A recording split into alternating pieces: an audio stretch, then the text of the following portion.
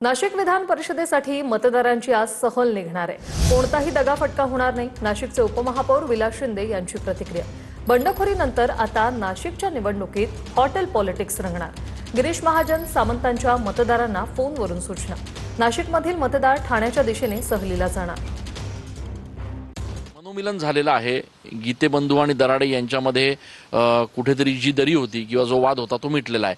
मग असं असताना हा कॅम्प नेमका का बरं? निवडणुकीच्या अनुषंगाने प्रत्येकाचं म्हणणं होतं की जर एकत्र एखाद्या ठिकाणी आपण गेलो तर विचारविनिमय होतो, शहराच्या किंवा विविध प्रश्नांवरती चर्चा होते आणि 2 दिवस सगळे एकत्र राहतात। त्या अनुषंगाने हा कॅम्प काढलाय। दुसरं मला असं वाटतं दुसरं काही कारण नाही याच्यात कॅम्प काढण्यासारखं। काही दगाफटका होईल अशी शक्यता वाटते आणि म्हणून एकत्र सगळ्या नगरसेवकांना ठेवायचं असं काही आहे? दगाफटका हा विषयच नाही आणि प्रत्येक जणाची प्रत्येक वोटरची ही गाईडलाईन ठरलेली आहे। आपल्या पक्षाचं जे काही ध्येय धोरण असेल, पक्षाचे जे काही आदेश असतील त्या पक्षाचं अनुकरण आणि पालन करणारा मतदार या ठिकाणी आहे। साधारण किती वाजता निघणार आणि काय पुढचं नियोजन, म्हणजे कशा पद्धतीने कुठं थांबणार, काय किंवा कसं?